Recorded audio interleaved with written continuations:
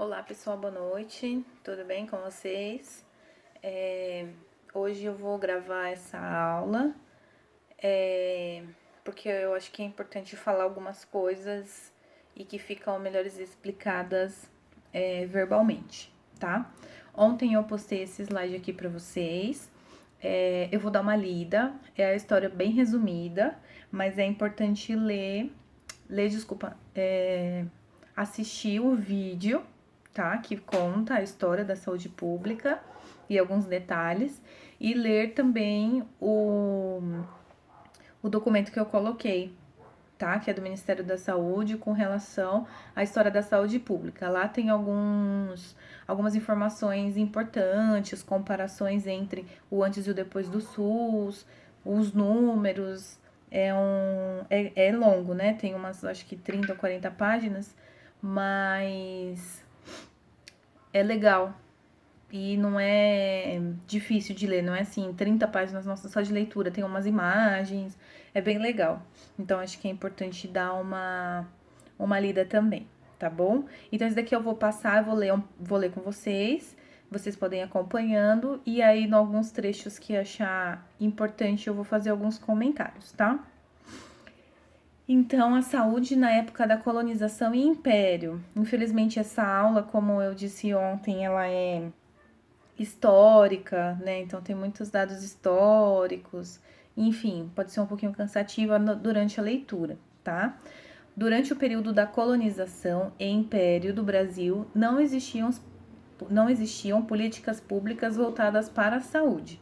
No início da colonização, muitos indígenas morreram em virtude das doenças do homem branco, aquelas trazidas dos europeus para as quais a população indígena não tinha resistência. Então, quando começou a colonização aqui no Brasil, havia os índios, né? Isso a gente já estudou lá na escola, nas aulas de história, para a gente relembrar um pouquinho. E os europeus chegaram e eles traziam, né, através dos navios e através da população que vinham nesses navios, algumas doenças, né, que o homem branco, entre aspas, já tinha adquirido sua imunidade, né, e os índios não tinham resistência para esse tipo de doença, tá? O acesso à saúde era determinado pela classe social do indivíduo. Os nobres tinham fácil acesso aos médicos, enquanto os pobres, escravos e indígenas não recebiam nenhum tipo de atenção médica. Essa parte da população era dependente da filantropia, caridade e das crenças. Nessa época havia muitos curandeiros, né, que curavam ou que tratavam as doenças através de ervas, essas coisas. Uma das formas de conseguir atendimento era através dos centros médicos ligados às instituições religiosas, como as Santas Casas de Misericórdia, que existem até hoje. Esses espaços eram mantidos por meio de doações da comunidade e, por muito tempo, representam a única opção para as pessoas sem condições financeiras. Então, as instituições religiosas, né, se moviam, né, com as doações que as comunidades faziam para poder atender as pessoas nessas casas, né? Santa Casa, hoje a gente pensa em Santa Casa, um hospital, mas na época eram casas, centro mesmo de atendimento às pessoas que precisavam de atendimento de saúde. Aí depois da independência do Brasil. A independência do Brasil, 1822, Dom Pedro II determinou a criação de órgãos para inspecionar a saúde pública, como forma de evitar epidemias e melhorar a qualidade de vida da população. Também foram adotadas medidas voltadas para o saneamento básico. No final do século XIX e início do século XX, a cidade do Rio de Janeiro contou com diversas ações de saneamento básico e campanhas de vacinação contra a varíola, que era a doença da época. Ainda nessa época, o esgoto corria a céu aberto e o lixo não tinha destino adequado. Assim, a população estava sujeita a uma série de doenças. Então, sem tratamento de água e sem tratamento, né, o armazenamento adequado do lixo, traz muito risco a muitas doenças, né? Então, nessa época ainda era assim, e o saneamento básico tem a ver com tudo isso, né? Principalmente esgoto, recolhimento de lixo e tudo mais. Opa, acho que passou muito, cadê? Eita, vamos lá. Certo. Então, em 1953 foi criado o Ministério da Saúde.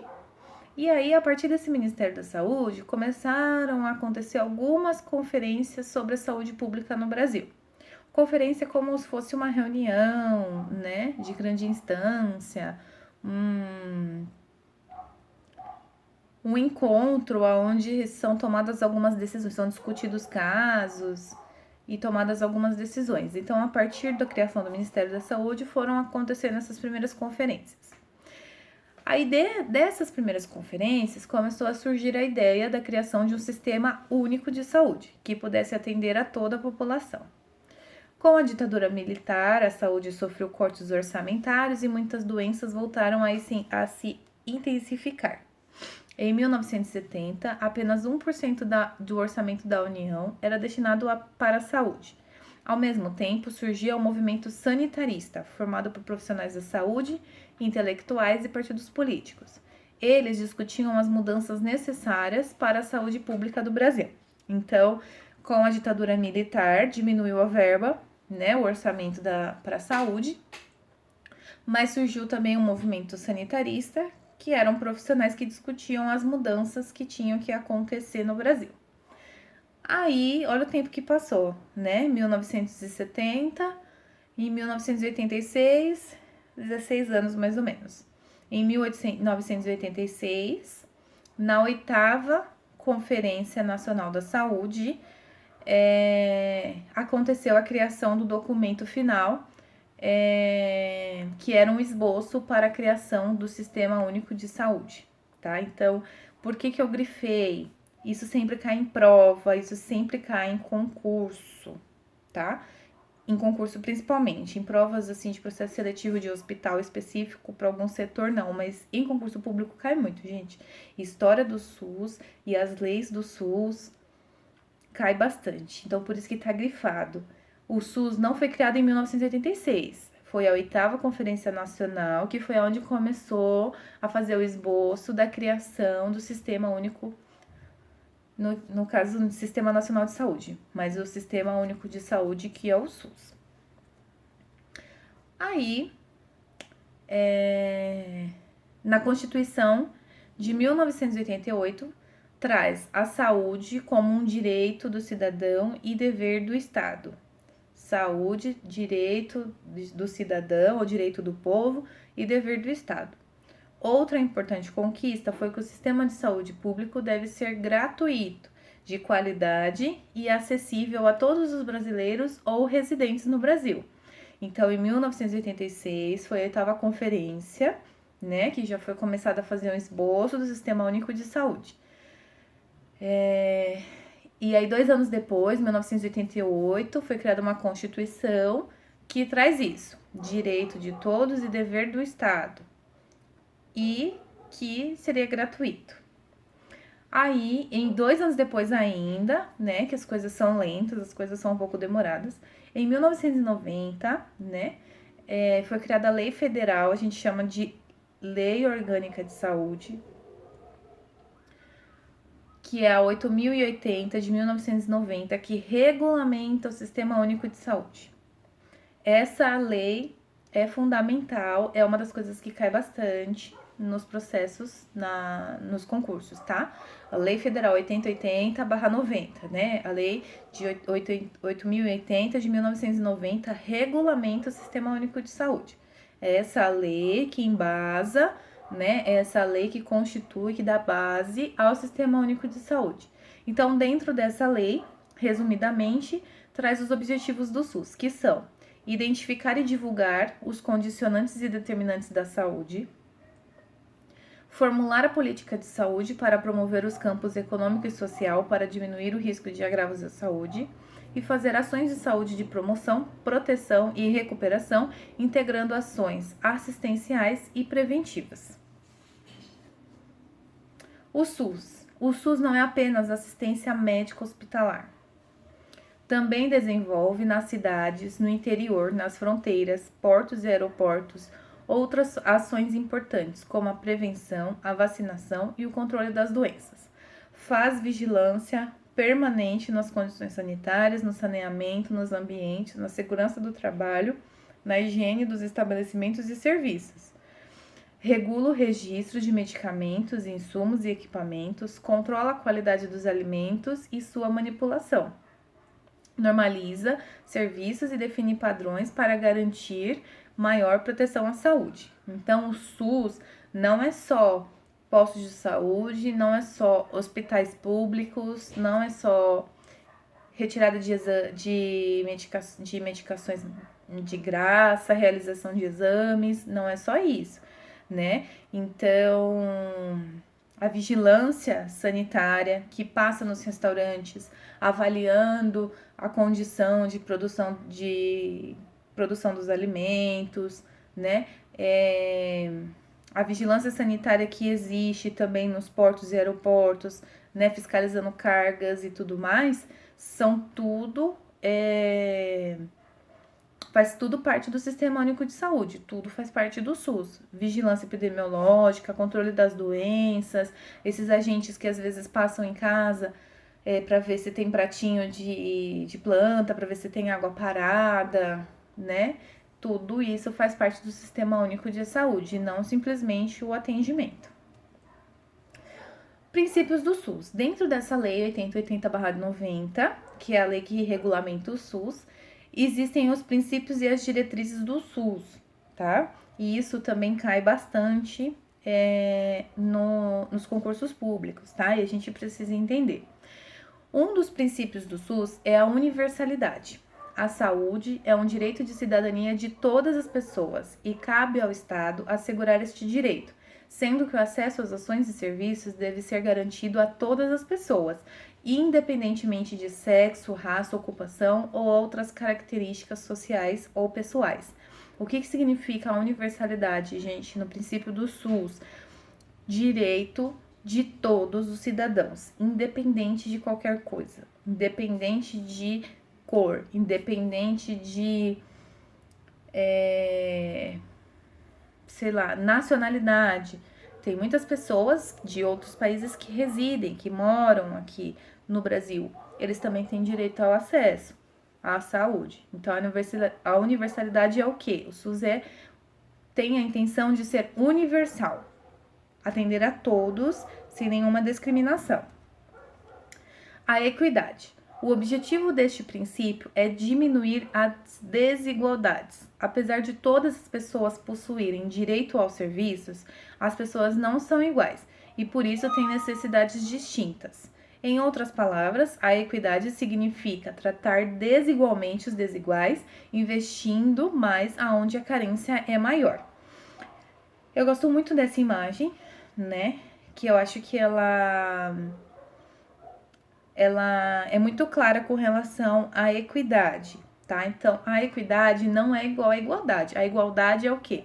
Dar igual para todo mundo. Ah, tenho uma fatia de pão, então eu vou cortar igual para todo mundo, tá? Então, eu vou cortar 3 pedaços, um para cada um. É isso que é igualdade.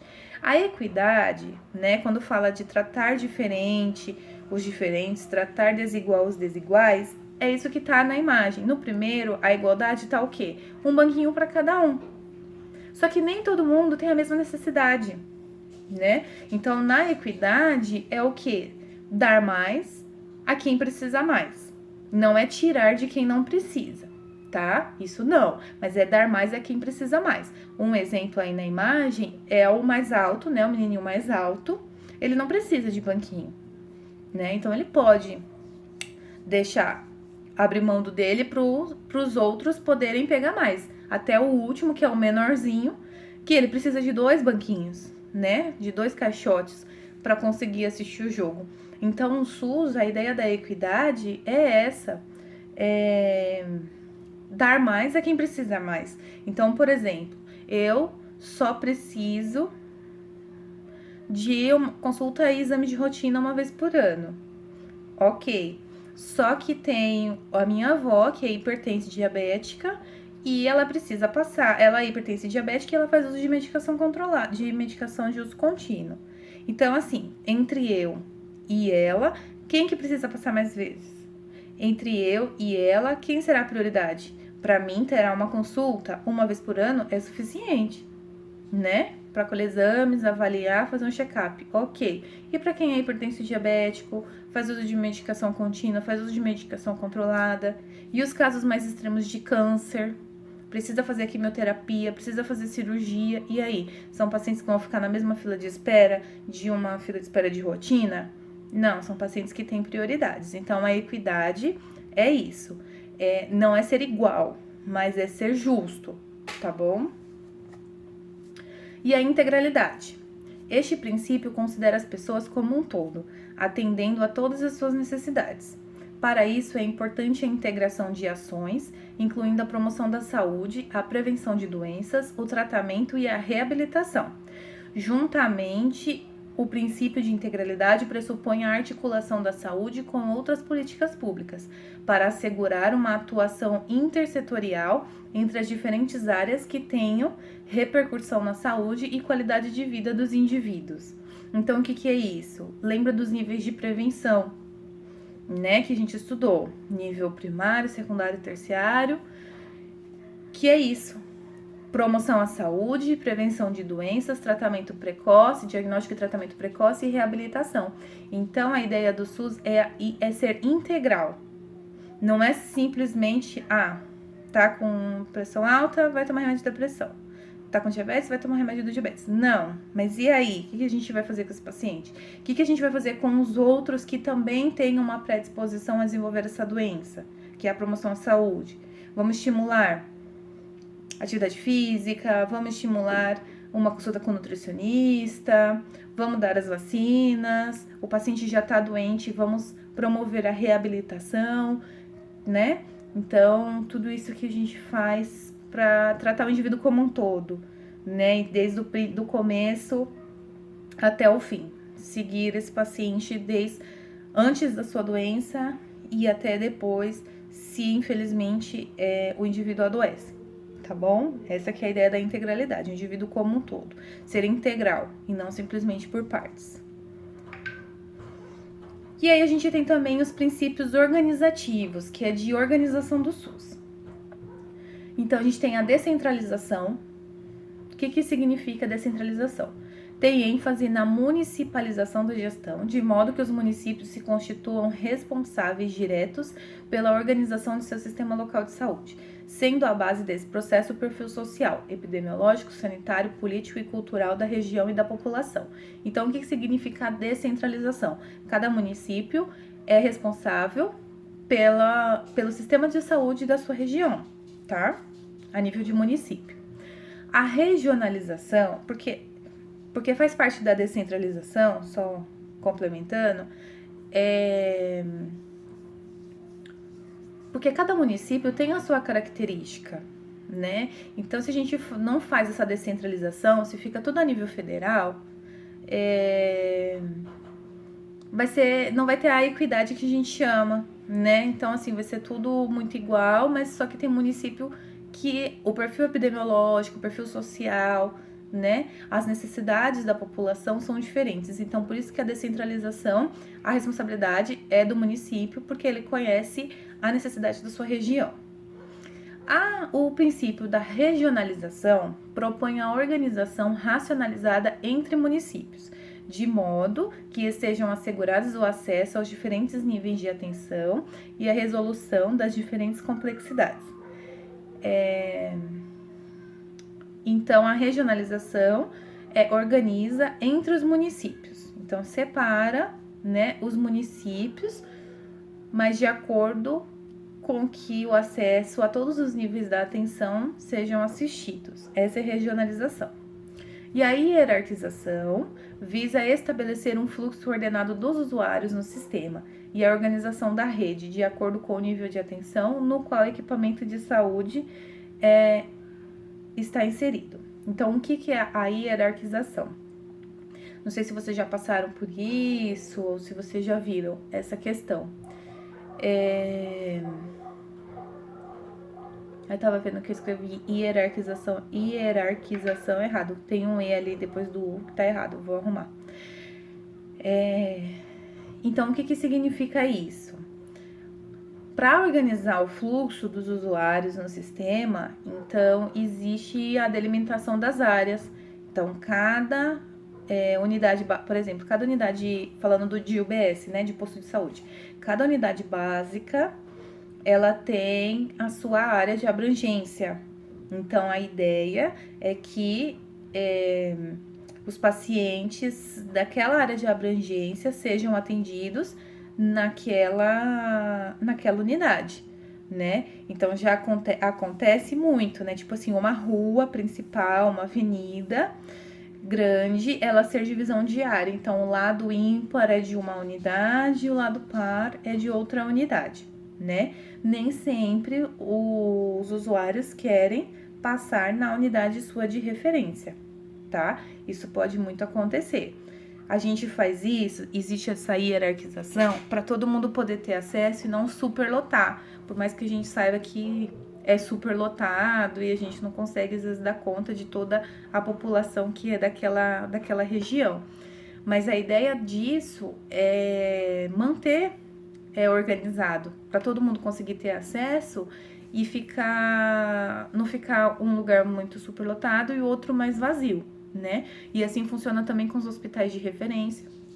Então, cada região tem um hospital de referência, tem um centro de reabilitação de referência, um CAPS, enfim. Tudo tem a sua referência, mas nesse sentido, a ideia é que cada um tenha a sua área delimitada para não sobrecarregar nenhuma parte. Então, por enquanto, é isso.